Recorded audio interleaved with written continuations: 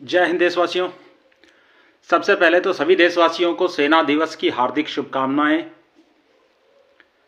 अब मैं आता हूं दूसरे मुद्दे पे, एनपीएस। अभी ताज़ा खबरों से आपको पता चला होगा कि पीएफआरडीए एनपीएस में सुधार करने जा रहा है।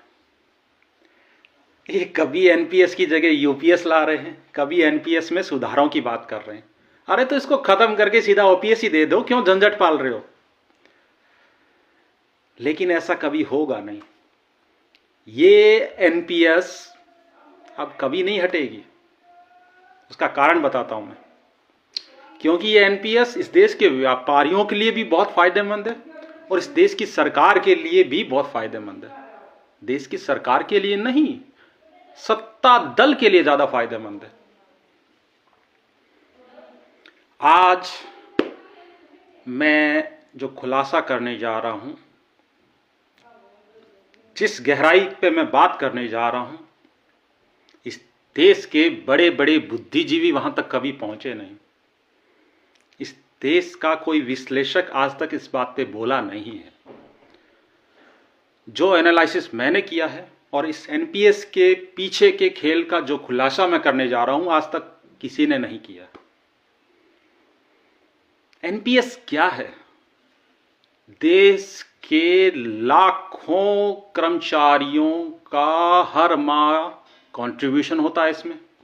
यहां तक कि टीयर सेकंड में देश के लोगों का इन्वेस्टमेंट भी हो रहा है। और ये पैसा कहां जा रहा है? ये पैसा जा रहा है एलआईसी में, ये पैसा जा रहा है एसबीआई में, और ये पैसा जा रहा है यूटीआई में। अब ये तीनों इस पैसे को कहां भेज रहे हैं? ये तीनों मिलके इस पैसे को देश के बड़े बिजनेस घरानों को दे रहे हैं।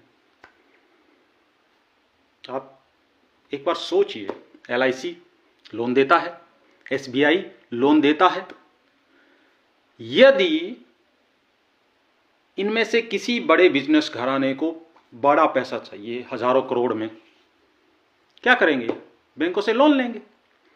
लोन लेंगे तो इन्हें हर माह जो ब्याज होता है वो चुकाना पड़ेगा और लोन को भी वापस पूरा चुकाना पड़ेगा। लेकिन यदि इस एनपीएस योजना की बात की जाए, मान लिया जाए किसी बड़े बिजनेस घराने को 10,000 करोड़ रुपए चाहिए, उनको क्या करना है? उनको इन तीनों संस्थाओं के किसी बड़े ऑफिसर को कॉल करना है और बोलना है, भाई तुम्हारा ख्याल रखा जाएगा, तुम एक काम करो, 10,000 करोड़ रुपए हमारी इस कंपनी में इन्वेस्ट कर दो। बहुत आसानी से हो जाएगा। कोई दिक्कत आएगी उसमें? कुछ दिक्कत नहीं आएगी। अब आप सोचिए कि इन कंपनियों को पूरे देश का पैसा फोकट में दिया जा रहा है। यदि लोन लेंगे तो ब्याज चुकाना पड़ेगा, लोन लेंगे तो जो प्रोसेसिंग होगी उसमें सरकार के राजकोष में पैसा जाएगा, इनकम पे पैसा जाएगा। भाई रीपेमेंट पे जो बात बनेगी लोन के, उसमें भी तो सरकार का कुछ हिस्सा बनेगा। लेकिन यदि ये पैसा इन कंपनियों में इन्वेस्ट किया जा रहा है सीधा, 1 रुपया वापस ब्याज की देने की जरूरत नहीं, हर माह पैसा वापस करने की कोई जरूरत नहीं, कोई टाइम लिमिट नहीं है कि कब तक आपने वापस करना है। और ब्याज को तो आप भूल जाइए।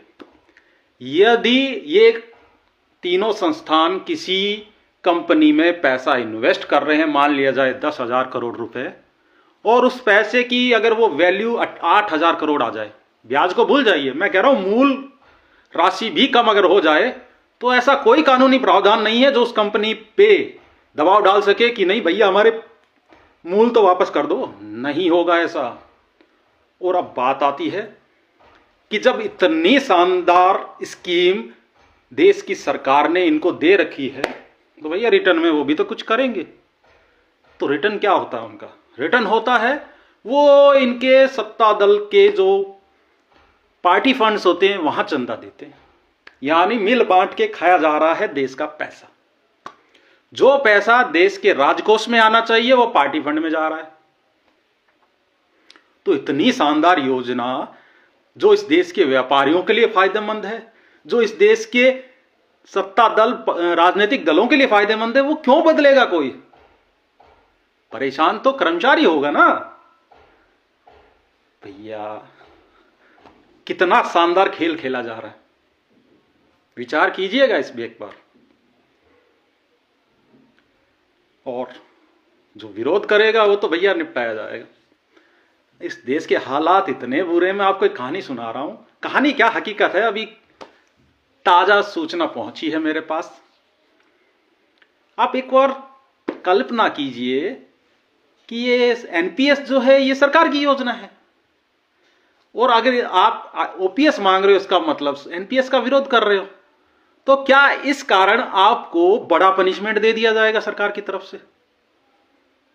बीएसएफ में इस प्रकार की घटनाएं घट रही हैं।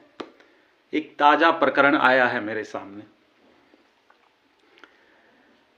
अरे भाई, किसी अव्यवस्था के बारे में, किसी करप्शन के बारे में किसी ने कोई पोस्ट लाइक कमेंट कर दी तो कौन सा बड़ा अपराध कर दिया भाई? उसे यह कह के पनिशमेंट दे दिया गया है कि आप सरकार विरोधी गतिविधियों में शामिल हैं। तो भैया ये एनपीएस भी तो सरकार की योजना है, इसके विरुद्ध जो बोल रहा है, जो ओपीएस मांग रहा है, वो फिर हर कोई देशद्रोही है इसका मतलब। अरे यारो, कहां लेके जा रहे हो इस देश को? और जिस बटालियन की यह घटना है, सुनने में यह आया है कि वो जवानों को पनिशमेंट देने के नए कीर्तिमान स्थापित कर रहा है बंदा, वहां का कमांडेंट। ये भी सामने आया है कि वो कई अनियमितताओं के शिकायतें उसके विरुद्ध हैं, जांच भी हुई है, शायद चल भी रही हैं। मैं बटालियन का नाम नहीं ले रहा हूं, लेकिन वो आपकी जो जी टीम है ना, उसका यही काम है, पता लगाइए मैं कौन सी बटालियन की बात कर रहा हूं। हिंट दे देता हूं, 10 साल पहले एक बड़ा कांड हुआ था उस बटालियन में, बहुत बड़ा, शर्मनाक। अब मैं एक दूसरे मुद्दे पे आता हूं। यह भी अभी ताजा सूचना आई है कि जो जवान स्टैटिक्स लोकेशन में पोस्टेड हैं, वहां के अधिकारी सैटरडे संडे छुट्टी मनाते हैं, वहां के ऑफिस में कार्यरत कार्मिक छुट्टी मनाते हैं, लेकिन जो जीडी का जवान है उसे जबरदस्ती ड्यूटी ली जा रही है। भाई, जब स्टैटिक्स लोकेशन के लीव रूल उस जवान पे भी लागू कर रहे हो आप, तो छुट्टियां भी इस लोकेशन के हिसाब से होनी चाहिए, लेकिन ऐसा नहीं हो रहा है। इसके संदर्भ में आरटीआई भेज दूंगा मैं आपको, लेकिन आपको विचार करने की जरूरत है कि यदि आप छुट्टी के दिन किसी जीडी जवान से ड्यूटी करवा रहे हो तो फिर उसके ऊपर छुट्टी का रूल यूनिट वाला लागू कीजिए। यह तानाशाही है खुलेआम कि आप रूल तो दोगे उसे स्टैटिक्स लोकेशन के, लेकिन ड्यूटी करवाओगे यूनिट के तौर पर। यह तानाशाही बंद कीजिए,